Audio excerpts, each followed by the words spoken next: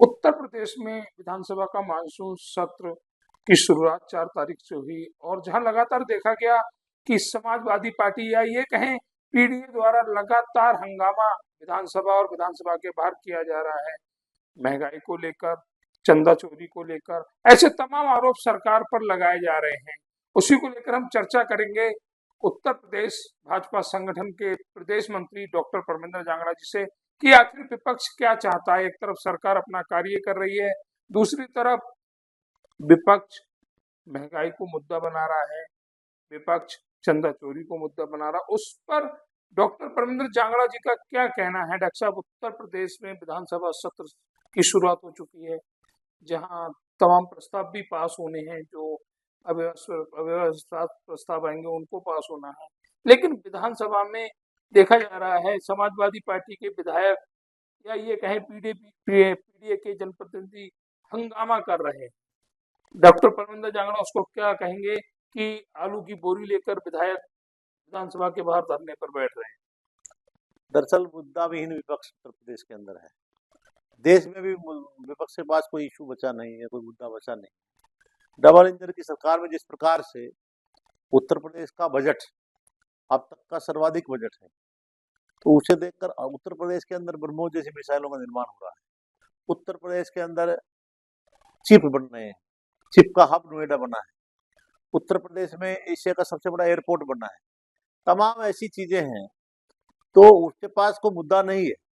भटकाऊ भड़काऊ बात करके केवल और केवल वो अपने केवल ये दिखाना चाहते हैं कि हम भी हैं। समाजवादी पार्टी का इस चुनाव के बाद कोई सुपड़ा पूरी तरह साफ हो जाएगा, कहीं को दिखाई देगा नहीं उसका, क्योंकि बिना मुद्दे के वो लटकना झटकने की बात करते हैं। तो वो इस बार उनको यूपी की जनता पटकने का काम करने वाली। सर, सवाल एक और है, चंदा चोरी को लेकर सरकार कहीं ना कहीं बैक फुट पर है, इस पर क्या कहेंगे। कभी भी इस मामले में, अभी चंदा चोरी का मामला गणपति का आया महाराष्ट्र के अंदर, इस जहां चोर होंगे वहां चोरी तो होगी। अब वो काम में लगे हुए लोग चोर कौन है, कैसे हैं, मगर तुरंत पकड़ा जाना, एसआईटी का गठन करना, योगी सरकार का कमिटमेंट है इस बात के लिए कि ऐसी जगह, सेंसिटिव जगह जहां हमारी आस्था का प्रश्न है, लोगों की, करोड़ों लोगों की आस्था का प्रश्न है, वहां तुरंत एसआईटी गठन करके और त्वरित कार्रवाई करने का काम सरकार द्वारा किया जा रहा है। अब मामला सुप्रीम कोर्ट के अधीन है, वहां उस पर कोई क्या टिप्पणी करेगा, मगर ये है विपक्ष है कि मानता नहीं। इनको तो चाहिए ना बने रहने के लिए, सत्र है तो बने रहेंगे बेचारे 2-3 दिन, उसके बाद फिर इनके पास कोई मुद्दा तो है नहीं। एक बड़ा मुद्दा और भी है डॉक्टर साहब, कुछ समय पूर्व विधानसभा के उपचुनाव हुए थे 3 राज्यों में, मध्य प्रदेश, गुजरात और बिहार। बांकीपुर विधानसभा जो है वो कहीं ना कहीं नाक का सवाल बन रही थी, क्योंकि भाजपा के राष्ट्रीय अध्यक्ष ने इस सीट से इस्तीफा दिया था, लेकिन भाजपा इस सीट को हार गई। कुछ लोगों ने इस पर बहुत सारे कमेंट किए हैं। एक कमेंट हमने पढ़ा था जिस पर लिखा था कि जिसने हनुमान जी को नचाया, हनुमान जी ने उसको नचा दिया। क्या राय है डॉक्टर परमेंद्र जागड़ा की इस विशेष मुद्दे पर। हनुमान जी को नचाने की किसकी हैसियत है, वो तो बात अलग की बात है, मगर भारतीय जनता पार्टी का कार्यकर्ता कभी हारता नहीं है, या तो जीतता है या तो फिर सीखता है। अब कोई स्थानीय सीट पर उपचुनाव में कोई कारण ऐसा होगा, निश्चित रूप से हुआ होगा, जहां हम चुनाव कहीं ना कहीं डिफीट हुए हैं, समीक्षा उसकी चल रही है। तो इतनी बड़ी पार्टी, इतने बड़े दल में कहाँ क्या ऐसी समस्या आई है, निश्चित रूप से स्थानीय स्तर पर उसकी समीक्षा भी होगी, और चूंकि मामला राष्ट्रीय अध्यक्ष की सीट का था, तो उसकी सब सामने आ जाएगा, उसका सुधार होगा और भविष्य में फिर वहां भारतीय जनता पार्टी के विधायक जीतेंगे। सर, एक मुद्दा और है, जब विपक्ष किसी सीट को हारता है तो वह आरोप लगाता है ईवीएम पर, लेकिन अभी हमने कुछ समय पूर्व राहुल गांधी का एक कमेंट पढ़ा था जिसमें ईवीएम को लेकर ही उन्होंने सवाल खड़े किए थे, लेकिन जब वो कोई सीट जीतता है तो ईवीएम पर सवाल खड़े क्यों नहीं करता। ये बात राहुल गांधी जी से विपक्ष से पूछी जानी चाहिए कि जैसे ही कोई मामला आता है इनके पेट में दर्द होता है। अब लोगों का है मामला, मैंने कहा अगर ये लोकतंत्र है, अगर हमको मैंडेट हमको नहीं दिया, हमको कम वोट दिए, दूसरे को दिया है, वो जीत गया, तो जीत की खुशी उसको बधाई दी, हमारे मुख्यमंत्री जी ने बधाई दी।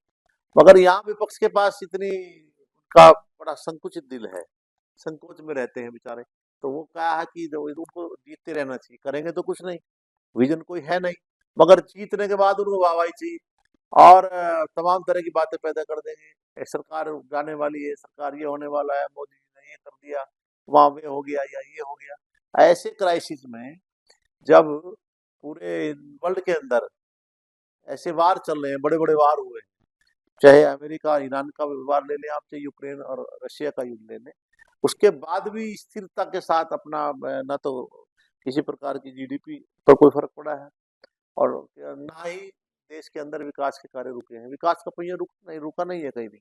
तो आप कोई क्षेत्र आप देख लें, ये सरकार मोदी सरकार है जो इनिशिएटिव लेती है और उसको दिखाती है करके। तो मैं समझता हूँ कि ये मुद्दाविहीन लोग हैं, कोई ऐसा सजेशन देंगे नहीं। अभी बड़ा आ भी रखा है इन्होंने मुद्दा, नीट का मुद्दा था, जबकि उसके बाद दोबारा पेपर कराने के बाद उसका परिणाम भी आ गया, मगर इस्तीफा ही चाहिए, इस्तीफा ही चाहिए।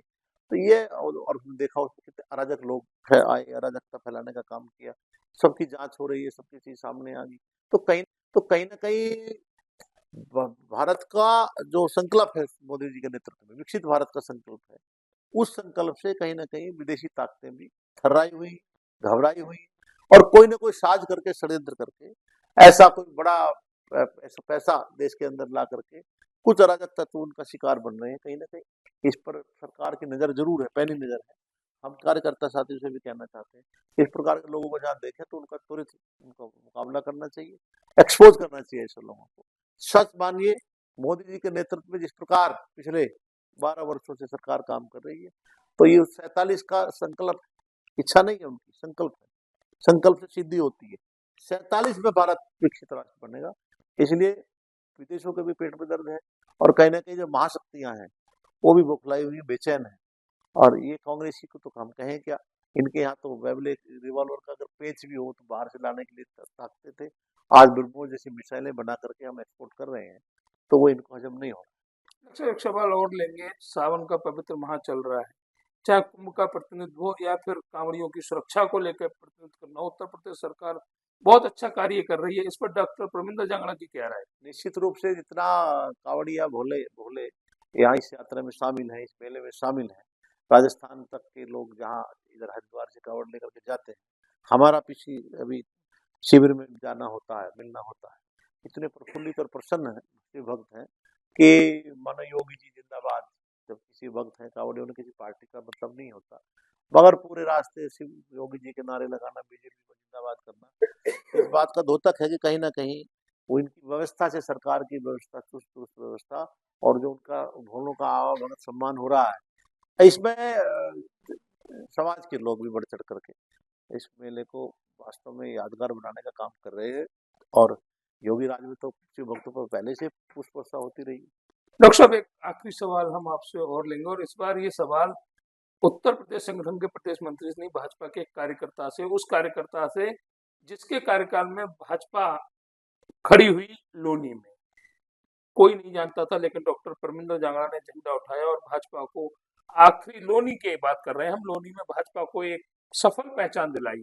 अगर अपने उस कार्यकर्ता को इस बार उत्तर प्रदेश के विधानसभा चुनावों में भाजपा अगर प्रतिनिधित्व करने का मौका देती है, तो क्या डॉक्टर परमिंदर जांगड़ा लोनी की जनता का प्रतिनिधित्व करेंगे लोनी विधानसभा से? निश्चित रूप से हर कार्यकर्ता के मन में ये रहता है कि उसका दल जो उसे जितनी महत्वपूर्ण जिम्मेदारी देगा, उसका निर्वहन उतनी शालीनता से करने का काम करता है। तो मेरे मन में भी भाव है कि हम कार्यकर्ता के नाते और इसकी हमें समय समय में मांग भी करते हैं जब भी समय आता है।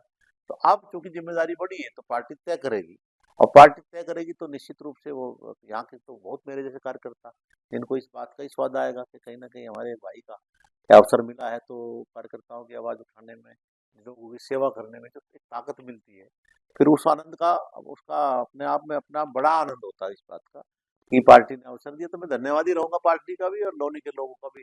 कहीं ना कहीं मेरे ऊपर जो मुझे मेरे मन में भाव रहता है कि उसमें और परिश्रम करके कैसे लोगों को राहत पहुंचे, कैसे लोगों का और सम्मान बढ़े, कैसे बाहर के आए हुए लोगों को किस प्रकार यहाँ उनका वैसे तो अच्छा काम होता ही है, सब सरकारें हमारी कर ही रही हैं, और बेहतर तरीके से उनकी कैसे उनके जीवन में बेहतरी आए, इसका प्रयास निश्चित रूप से हम करेंगे। और मेरी पार्टी का आप कह रहे हैं तो अगर कहीं बात ऐसी आएगी तो वास्तव में मेरे लिए प्रसन्नता का विषय होगा। तो ये थे हमारे साथ डॉक्टर परमिंदर जांगड़ा, जो उत्तर प्रदेश संगठन में प्रदेश मंत्री हैं। सीधी बात, नो बकवास में उन्होंने बहुत ही बेबाकी के साथ हमारे साथ चर्चा की उम्मीद है हम डॉक्टर साहब के साथ आगे भी ऐसे ही जुड़े रहेंगे और उत्तर प्रदेश के मुद्दों को लेकर डॉक्टर साहब से चर्चा करते रहेंगे। धन्यवाद, बहुत बहुत धन्यवाद।